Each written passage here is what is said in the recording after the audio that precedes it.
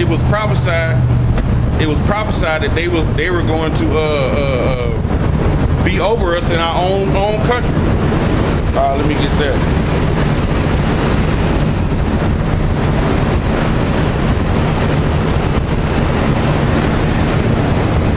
This is Deuteronomy 28 and 43. And it says, the stranger that is within thee shall get up above thee very high. That strangers of you other nations, man. They came over to America, to our neighborhoods, and opened up Chinese stores. Every gas station, the strangers, Elamites, they grab all the gas stores, the gas stations. All you Arabs, you grab like the little supermarkets, the mom and pop supermarkets, and you Moabites, y'all got the restaurants, man. They said that they would get above thee, man. And Jake support those places, man. You don't even see Israelites having mom and pop restaurants hardly no more. It's very slim. Very slim. You might see Jake and them working in one, then behind the scenes, Esau owns it. It ain't like it used to be, man. You know? It says, the stranger that is within thee shall get up above thee very high, and thou shalt come down very low, man. So these other nations, man, they be balling out when they come to America. They ball all around you. You trying to figure out how they doing it. Because they are not part of the covenant. They're part of the other nations. You know? You have these Moabites and Ammonites, man. They'll come over here and they'll set up churches, man. They'll have like 5 churches in a 3-mile radius. And them churches, every time somebody new comes to the area and they join a church, they'll let each other know what they planning on doing. If they say we want to open up a restaurant, they'll take an offering for them along with what America gives them as a grant. And then they'll have a damn fish market or a damn rice house, man. Open up on your block right away. The next week after that, they in a 4-bedroom house, man, driving a Range Rover. And you trying to figure out how they pulling this off, man. You know, because they heathens, man. You know, Israel, you under punishment, man. So you're not gonna fall out like that. Your time is coming in the kingdom, man. When the Lord comes back and destroy this place, knock the power structure of America down, and raise up Israel, that's when you're gonna have your time to rule, man. But he's showing us right now through this captivity, all the wickedness that goes on in America and throughout the world. These other countries basically joining league with America. They said they would join a confederacy, being an allowance and an oath, and they have continued to be under that same oath and alliance to America. You know, they've continued to lay in the bed with the whore. You know, and it says, he shall lend to thee, and thou shalt not lend to him. He shall be the head, and thou shalt be the tail, man. And that's the other nations and also Israel. Anytime you want any money, you got to go to a bank that's owned by Edomites, man. You can't go to a bank where our people and get money. These Edomites own everything, man. So that scripture say you gonna be the tail and they gonna be the head. It's gonna be that way until the Lord come back, man, and change this situation, man. We still in captivity, man. You know? Back in Habakkuk, chapter 2, verse 1. And I will stand up on my watch and set me up on the tower, and will watch to see what he will say unto me, and what I shall answer when I reprove. And the Lord Yahweh answered me and said, write the vision, meaning the prophecies, and make it plain on tables, meaning in the Bible, man. These words are plain, man. These words are plain words. They're pure words. You know, get that. Proverbs 30:5. Every word of Yahweh is pure. He is the shield unto them that put their trust in him, man. So all these words are pure words, man, from Yahweh Bashem Yahweh Shai, man.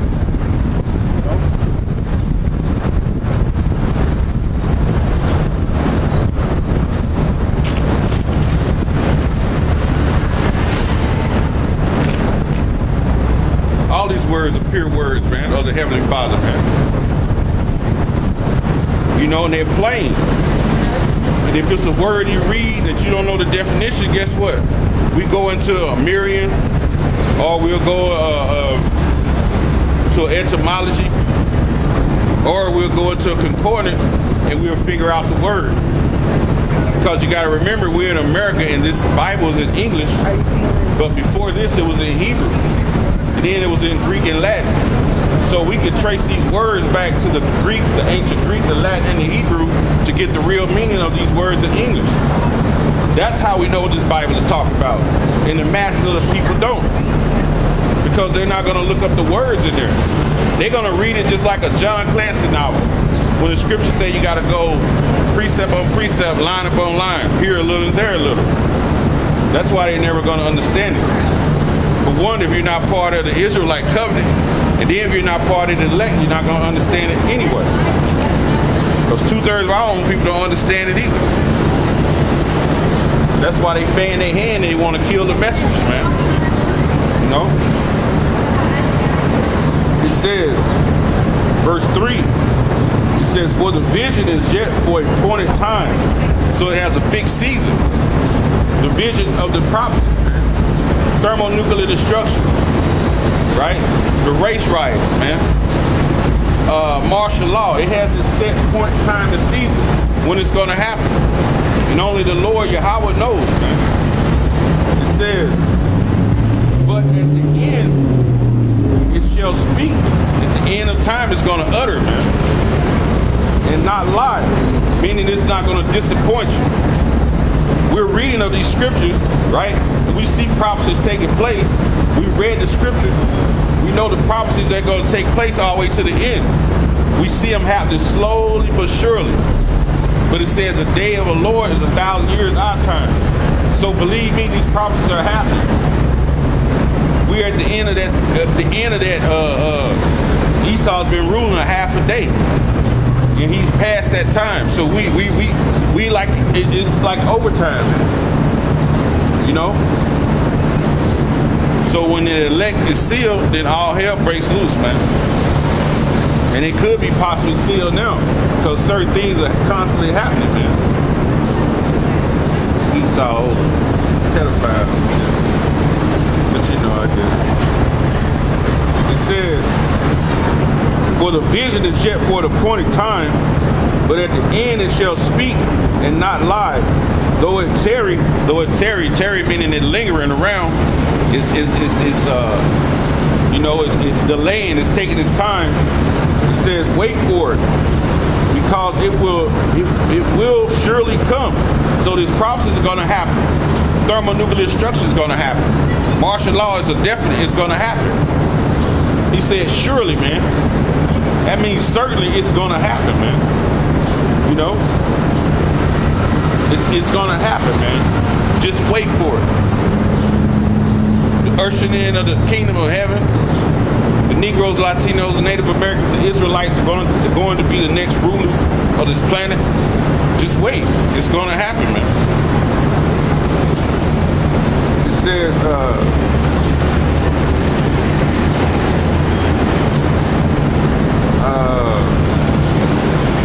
it will surely come, it will not tarry. Behold, his soul which is lifted up is not upright in him, but the just shall live by faith, man. So the righteous man, that lawful man, he's that just man who's gonna live by faith, man. You Edomites, man, hey, like I said, your soul is not upright in you, man. You know? And 2/3 of our own people, we can't leave them out. Because they laying in the bed with Esau, man. You know? And these prophecies are going to happen, man. know? Revelations 12 and 12. It says, therefore rejoice, ye heavens, and ye that dwell in them. Who dwells in the heavens? The elect and the angels. So it says rejoice, man. Ye that dwell in the heavens, man. It says, woe to the inhabitants of the earth and of the sea, for the devil is come down unto you, having great wrath, because he knoweth that he hath but a short time. And who is this devil just talking about right here, man? This devil right here is not the spiritual demon. It's his counterpart Esau on the planet, man. You know, he says he's going to bring great wrath, man. So the Lord is basically speeding this thing up.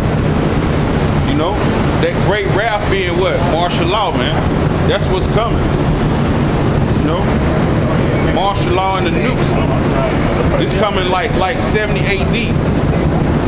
When the Romans ramshacked Jerusalem temple, man. That's how it's coming, man.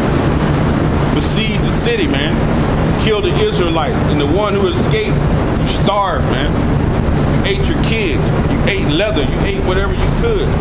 That time is coming again. You know? It's coming again, man. It's going to be a great time, man, of distress, man. Daniel's 12.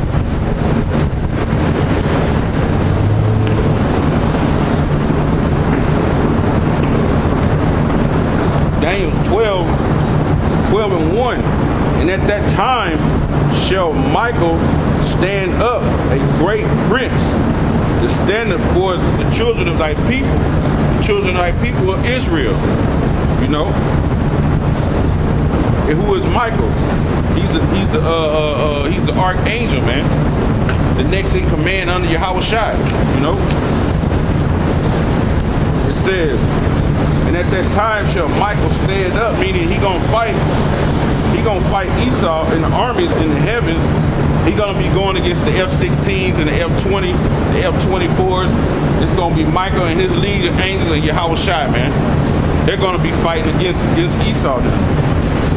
It says, and at that time shall Michael stand up, the great prince which standeth for the children of thy people, Israel, and there shall be a time of trouble, such as never was since there was a nation, even at the same time. So that martial law is going to come, where they're going to be coming and rifling the houses, right? Putting you in concentration camps. You know, coming against you, trying to make you denounce the true power, your true power, and believing in their idols, and putting them above your power. So in that time, it's going to be a lot of people getting put to death, man. You know, stranger things are going to be happening that we never seen. You know, it's going to be a fight in the heavens, man, in the sky, man. He who controls the sky controls the earth. So Yahushua is going to have to destroy these armed forces, man, and take down this system, and then regain control of the earth again, man. And at that time, thy people shall be delivered, every one that shall be found written in the book. This is the elect, man. And many of them that sleep in the dust of the earth, right, meaning in a confused state. In our people, the Negroes, Latinos, and the Native Americans, they're living in a confused state, man. They don't know which way to turn. And the answer is right there on their shelves, man. It's some same Bibles that's in Grandma's house, man, and Papa's house, man. But y'all walking by the knowledge every day. It says, and many of them shall sleep in the dust of the earth, and shall awake, some to everlasting life, meaning enjoyment of the kingdom of heaven. And it says, some to everlasting shame, everlasting contempt. So the wicked who live in sin are going to awake to that everlasting contempt, man. They eyes getting ready to be destroyed, man. And we getting ready to take this thing back over with the power of Yahushua, man. You know?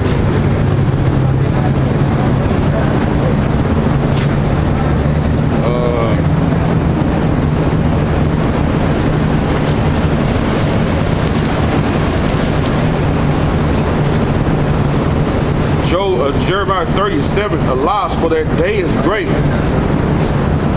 That day is great, right? When Yahweh shall show up to deliver the nation of Israel and basically destroy Esau. That's that great day that we're speaking of. Tell him, brother. You know, he says, and his none is like it. It is even the time of Jacob's trouble, man. Jacob, right? Yaquah, man. The father of the 12 tribes of Israel. It says, but he shall be saved out of it, man. That time of trouble is martial law, famine, the pestilence, that time of the chip, these race riots, when the nukes are being shot from one end of the earth to the other, those missiles being shot. It says, that's that time of Jacob's trouble. It says, but he shall be saved out of it. Who's going to be saved out of it? The elect, man. The elect are going to be saved out of that, man. If you're not part of the elect, man, it's going to be, basically it's going to be one dilemma after the next for you. This is Amos 5 and 18. Woe unto you that desire the day of the Lord. It says, woe unto you that desire the day of the Lord. So what benefit is it you to cry for the day of the Lord if you're not part of the elect, and you're not doing what the Lord basically commanded you to do? To what end is it to you? You know, it says the day of the Lord is darkness and not light. So it's going to be plenty of miseries and afflictions and distress in that day, man. So the people crying, they waiting on the Lord to come back, and they're not in these scriptures. It's gonna be total misery for them, man, when the Lord comes back, man. It's gonna be, as it says, as if a man did flee a lion and a bear met him, or went into a house and leaned his hand on the wall and a serpent beat him. Shall not the day of Yahweh be darkness and not light, very dark and no brightness in it, man? So it's going to be a time of confusion, man. Because when you're in the dark, you can't see nothing. Where you're going, you don't know what's in front of you or what's on the side of you. But when light shines, you're able to see. And we being once 2/3, we were in that darkness, man. And this is the light that will shine upon us, that we were able to grasp it, and the Lord allowed us to see what's happening and what's going to happen through the prophecies, man. You know? And it says, back in Revelation 12, it says, therefore rejoice ye heaven, and ye that dwell in them. Woe to the inhabitants of the earth, and to the sea, for the devil is come down unto you, man, having great wrath, man. Like I said, that wrath is going to be martial law, and it's going to be thermonuclear destruction, right? And it says, because he have for the short time, and the elites, man, they know through the prophecies. They have their scholars, and they know through the prophecies that this time is being cut short, man. They know it, man. So therefore, they're gonna put out all stops, man. That's why the chip is being pushed on a different level now. Man, you have people getting the chip there, making it more convenient.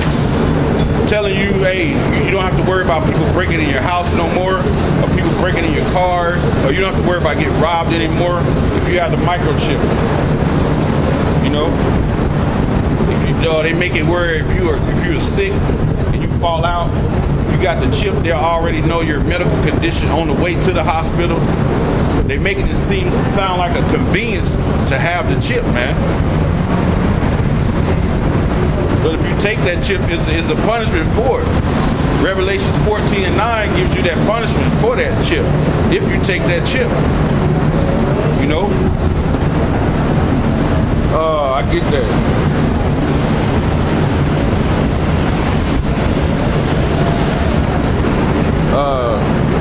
Revelations 13 and 16. And he causes all, both small and great, rich and poor, free and bond,